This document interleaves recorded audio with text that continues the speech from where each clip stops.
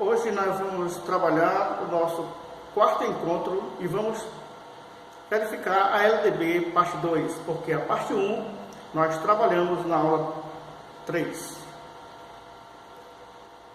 A LDB, Lei de Diretrizes e Bases da Educação Nacional, da Educação Infantil.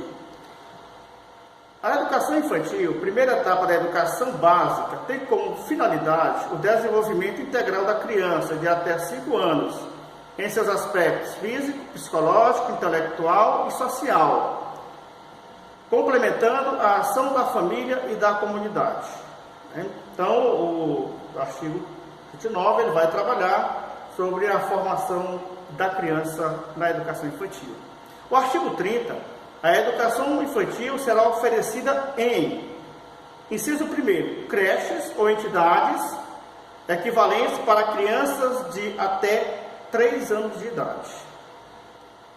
Inciso 2, pré-escolas para crianças de 4 a 5 anos de idade. Uma grande inovação na lei, depois de 2006, depois do Fundeb, quando passa a financiar a educação infantil também.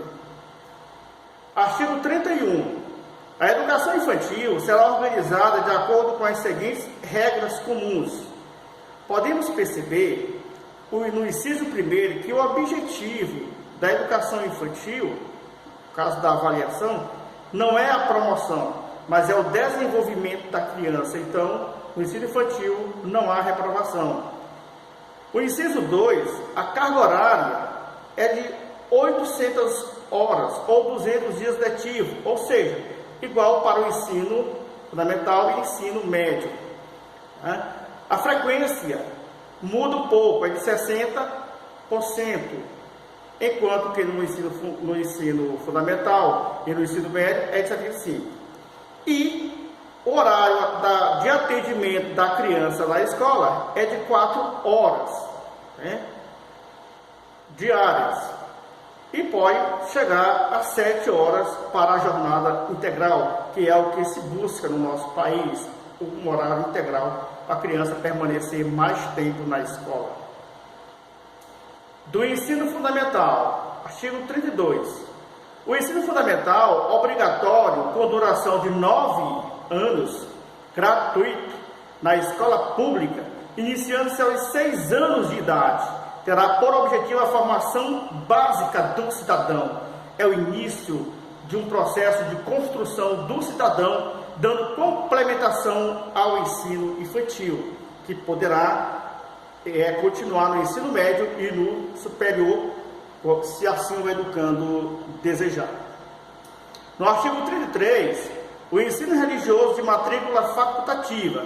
Esse aspecto já é acompanhado desde a Constituição de 1891. A LDB 4024/61 também previa essa matrícula facultativa. E, porque nós, a partir de 1891, a nossa tendência da educação torna-se laica e não religiosa. O artigo 34. A jornada escolar no ensino fundamental incluirá pelo menos 4 horas de trabalho efetivo em sala de aula, sendo progressivamente ampliada o período de permanência na escola, porque nós desejamos chegar a critérios de outros países, patamares de outros países, que o aluno permanece de 6 a 8 horas na escola.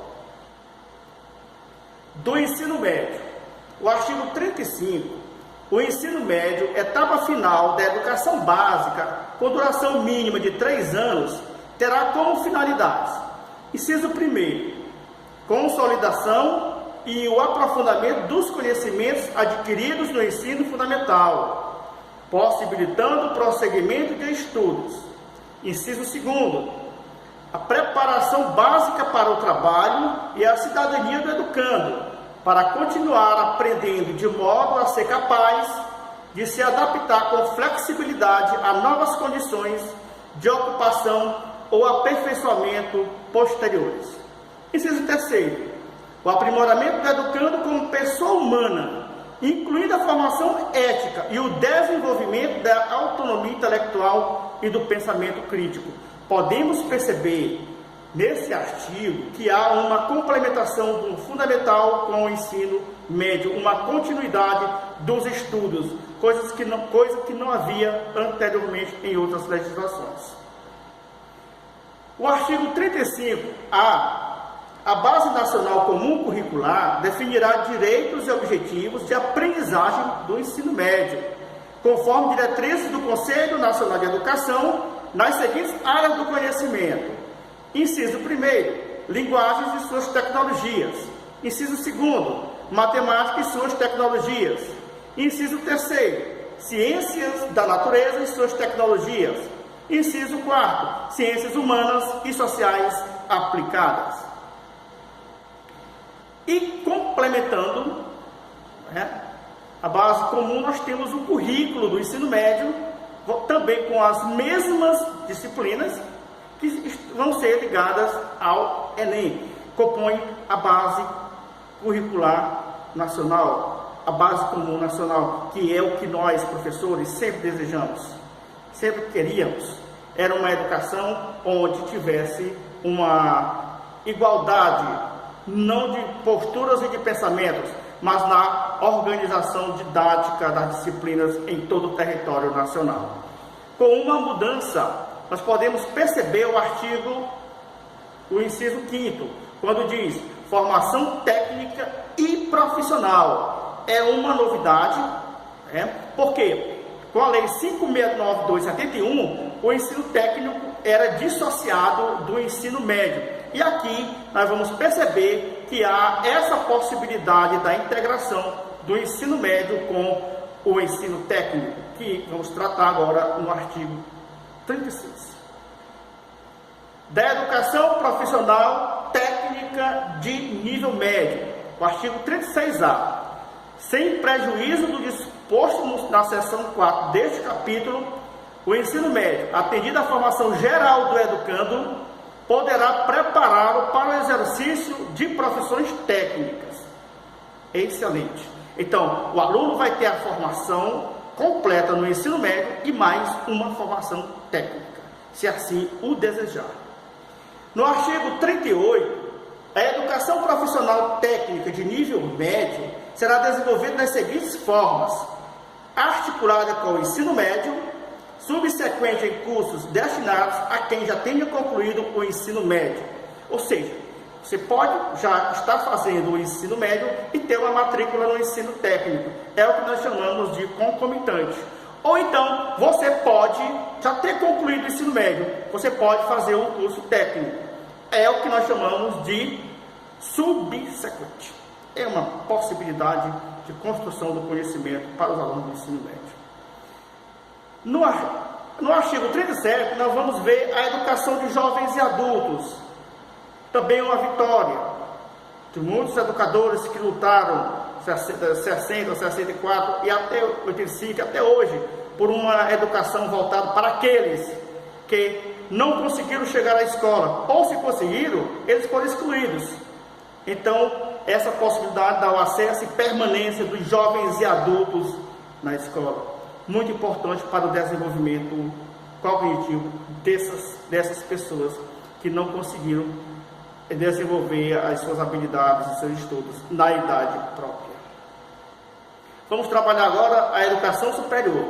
O artigo 43, ele vai tratar da educação superior, que tem por finalidades: estimular a criação cultural e o desenvolvimento do espírito crítico, científico e do pensamento reflexivo, formar diplomados nas diferentes áreas de conhecimento, aptos para a inserção em setores profissionais e para a participação no desenvolvimento da sociedade brasileira e colaborar na sua formação contínua.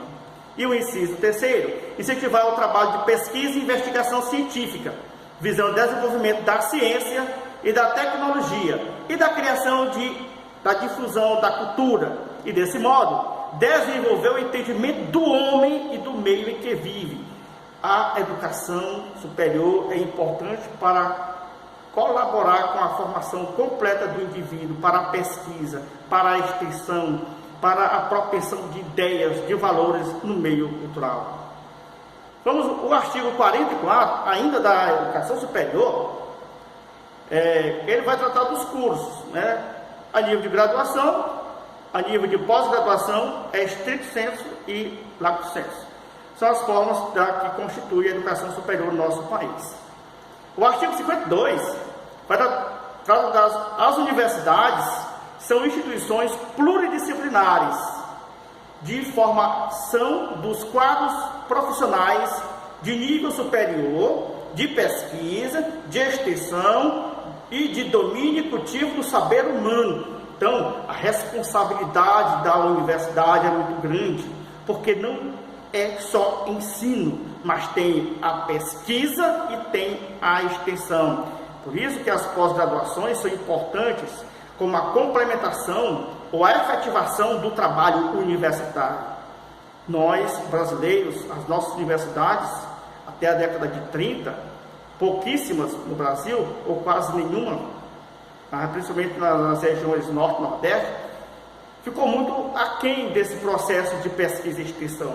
Mas com as possibilidades vindas com a LDB, né, a nova lei, dá para se pensar, imaginar num Brasil onde se formam pesquisadores. No inciso segundo, tem 1/3 do corpo docente, pelo menos com titulação acadêmica de mestrado ou doutorado, estão longe de países ricos, países desenvolvidos com mestre e doutor, estamos longe, né? Se comparar os dados da OCDE com os dados do CNPq, do MEC, da CAPES no Brasil, nós estamos muito longe. Por isso, mais investimento em educação, principalmente em mestrado e doutorado. 1/3 do corpo docente em regime de tempo integral. É importante esse aspecto. Por quê? Porque quando o professor está numa instituição de tempo integral, ele tem mais tempo para desenvolver os seus projetos, as suas atividades com os seus educandos, e na universidade principalmente.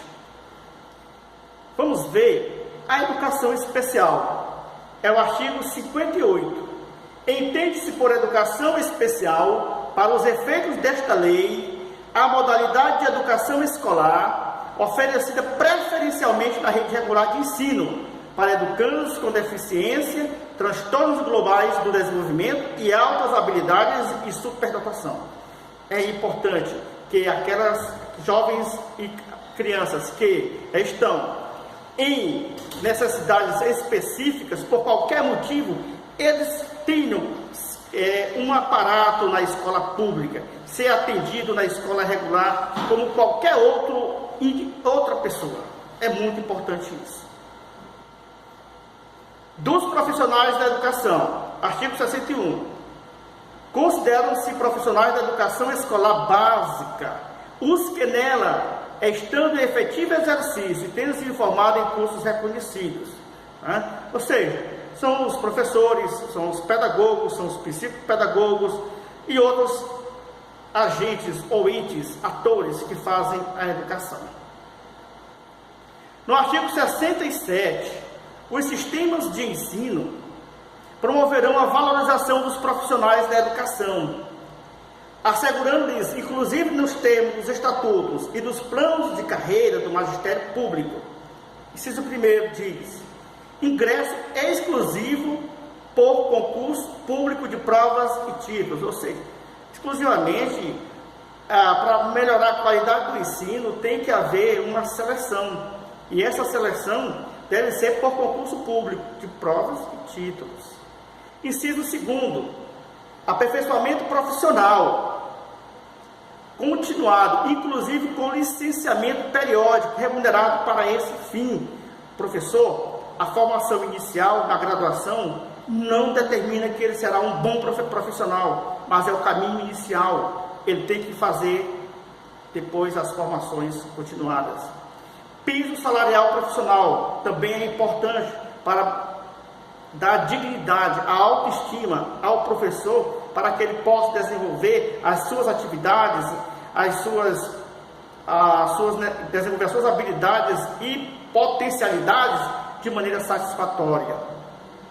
Inciso 4. progressão funcional baseada na titulação ou habilitação e na avaliação do desempenho, período reservado a estudos, planejamento e avaliação, incluindo carga horária de trabalho e condições adequadas de trabalho. Esses dois itens últimos, esses dois incisos últimos, são importantíssimos, porque o professor tem que ter tempo para planejar, para organizar o seu material, para pesquisar, para estudar, para poder desenvolver um bom trabalho com seus educandos. E tem que ter um ambiente de trabalho adequado, com bibliotecas, com internet, com vários suportes para desenvolver os seus softwares, para poder desenvolver uma aula de qualidade com os seus educandos.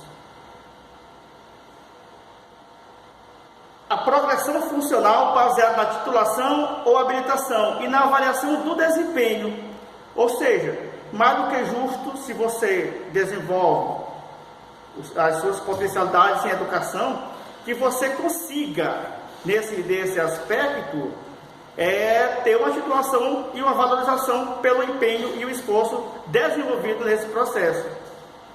Período reservado a estudos, planejamento e avaliação, incluindo carga horária, e as condições de trabalho também do quarto, que já foi colocado anteriormente. Então, com isto, nós chegamos ao fim de mais uma aula, e eu vou deixar para vocês algumas referências para poder complementar os seus estudos nesse processo de construção. Lembrando que o financiamento da educação está previsto na Constituição Federal de 5 de outubro de 1988 e a LDB, nos seus artigos que vão falar sobre o financiamento da educação, estão inclusos dentro da Constituição Federal. Obrigado e até o sexto encontro.